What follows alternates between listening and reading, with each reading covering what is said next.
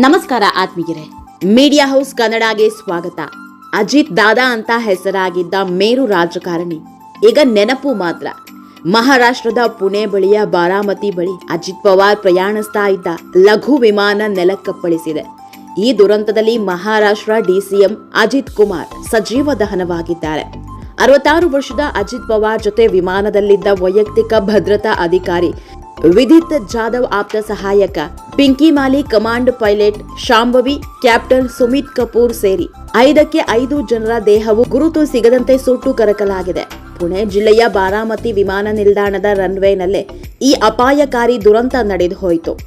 ಬೆಳಗ್ಗೆಯೇ ಮುಂಬೈನಿಂದ ಬಾರಾಮತಿಗೆ ಬರಲು ಅಜಿತ್ ಪವಾರ್ ಖಾಸಗಿ ವಿಮಾನ ಹತ್ತಿದ್ರು. ಬೆಳಿಗ್ಗೆ 8:45 ಸಮಯಕ್ಕೆ ಬಾರಾಮತಿ ಏರ್ಪೋರ್ಟ್ನಲ್ಲಿ ವಿಮಾನ ಕೆಳಗಿಳಿಯುವಾಗ ಈ ಘಟನೆ ನಡೆದಿದೆ. ಪೈಲಟ್ ನಿಯಂತ್ರಣ ಕಳೆದುಕೊಂಡಿದ್ರಿಂದ ವಿಮಾನ ಕ್ರ್ಯಾಶ್ ಲ್ಯಾಂಡಿಂಗ್ ಆಗಿದೆ. ವಿಮಾನ ನೆಲಕ್ಕಪ್ಪಳಿಸಿದಾಗ ಬೆಂಕಿ ಹೊತ್ಕೊಂಡು ವಿಮಾನ ಸ್ಫೋಟವಾಗಿ 5 ಸಜೀವ ದಹನವಾಗಿದ್ದಾರೆ. ವಿಮಾನ ನೆಲಕ್ಕಪ್ಪಳಿಸುವ ದೃಶ್ಯ ಏರ್ಪೋರ್ಟ್ ಸುತ್ತಲಿನ ಸಿಸಿಟಿವಿಯಲ್ಲೂ ಸೆರೆಯಾಗಿದೆ. 1999ರಿಂದಲೂ ಅಜಿತ್ ಪವಾರ್ಗೆ ಕರ್ಮಭೂಮಿ ಅಂದ್ರೆ ಅದು ಬಾರಾಮತಿ ಕ್ಷೇತ್ರ. 1991ರಿಂದ ಇಲ್ಲಿವರೆಗೂ ಅಜಿತ್ ಪವಾರ್ ಸೋಲಿಲ್ಲದ ಸರದಾರನಾಗಿ ಬಾರಾಮತಿ ಕ್ಷೇತ್ರದಲ್ಲಿ ಗೆದ್ದು ಬರ್ತಾ ಇದ್ರು. ಮುಂಬರುವ ಜಿಲ್ಲಾ ಪರಿಷತ್ ಚುನಾವಣೆಗಾಗಿ ಸಾರ್ವಜನಿಕ ರ್ಯಾಲಿಗಳಲ್ಲಿ ಭಾಗವಹಿಸಲು ಅಜಿತ್ ಪವಾರ್ ಮುಂಬೈನಿಂದ ಬಾರಾಮತಿಗೆ ಪ್ರಯಾಣಿಸಿದ್ರು. ಬಾರಾಮತಿಯಲ್ಲಿ ಅಜಿತ್ ಪವಾರ್ 4 ಕಾರ್ಯಕ್ರಮಗಳಲ್ಲಿ ಭಾಗವಹಿಸಬೇಕಿತ್ತು.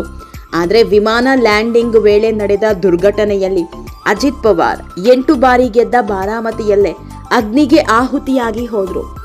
ಎಲ್ಲ ರಾಜಕಾರಣಿಗಳಿಗೂ ಅವರದ್ದೇ ಬೆಂಬಲಿಗರ ಬಳಗ ಇರುತ್ತೆ. ಆದರೆ ಅಜಿತ್ ಪವಾರ್ಗೆ ಬೆಂಬಲಿಗರ ಜೊತೆ ಲಕ್ಷ ಅಭಿಮಾನಿಗಳು ಇದ್ರು. ಮಹಾರಾಷ್ಟ್ರದಲ್ಲಿ ಅಜಿತ್ ಪವಾರ್ ಅವರನ್ನ ಅಜಿತ್ ದಾದಾ ಅಂತಾನೆ ಜನ ಕರೀತಾ ಇದ್ರು. ರಾಜಕಾರಣದಲ್ಲಿ ಯಾರೂ ಮಿತ್ರರಲ್ಲ, ಶತ್ರುಗಳು ಅಲ್ಲ ಅಂತಾನೆ ರಾಜಕೀಯ ಮಾಡಿ ಮಾಸ್ ಲೀಡರ್ ಆಗಿದ್ರು. ಹೀಗಾಗಿ ಅಜಿತ್ ಸಾವಿನ ಸುದ್ದಿ ಕೇಳಿ ಜನ ಬಿಕ್ಕಿ ಕಣ್ಣೀರಿಡ್ತಿದ್ದಾರೆ. ವಿಮಾನ ದುರಂತದಲ್ಲಿ ಅಜಿತ್ ಪವಾರ್ ಒಬ್ಬರೇ ಅಲ್ಲ, ಅನೇಕ ರಾಜಕಾರಣಿಗಳು ವಿಮಾನ ದುರಂತದಲ್ಲಿ ಜೀವ ಬಿಟ್ಟಿದ್ದಾರೆ. ಇಂದಿರಾ ಗಾಂಧಿಯವರ ಉತ್ತರಾಧಿಕಾರಿ ಸಂಜಯ್ ಗಾಂಧಿ ಜೂನ್ 23, 1980ರಲ್ಲಿ ದೆಹಲಿ ಫ್ಲೈಯಿಂಗ್ ಕ್ಲಬ್ ವಿಮಾನದ ಏರಿಯಲ್ ಸ್ಟಂಟ್ ವೇಳೆ ಜೀವ ಬಿಟ್ಟಿದ್ರು.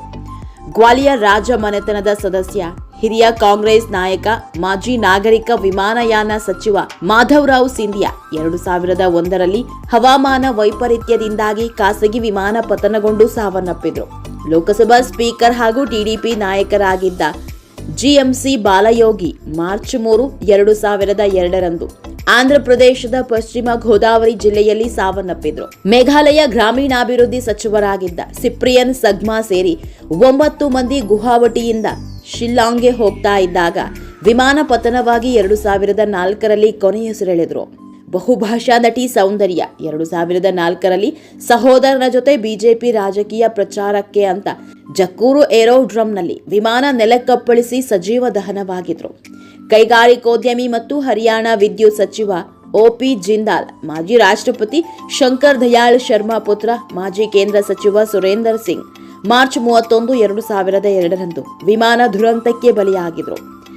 ವೈಎಸ್ಆರ್ ಎಂದೇ ಖ್ಯಾತಿಯಾಗಿದ್ದ ಆಂಧ್ರಪ್ರದೇಶ ಮಾಜಿ ಮುಖ್ಯಮಂತ್ರಿ ವೈಎಸ್ ರೆಡ್ಡಿ 2009ರಲ್ಲಿ ಸಾವನ್ನಪ್ಪಿದ್ರು. ವಿಮಾನ ಪತನ ದುರಂತದಲ್ಲಿ ಅಸುನೀಗಿದ್ರು.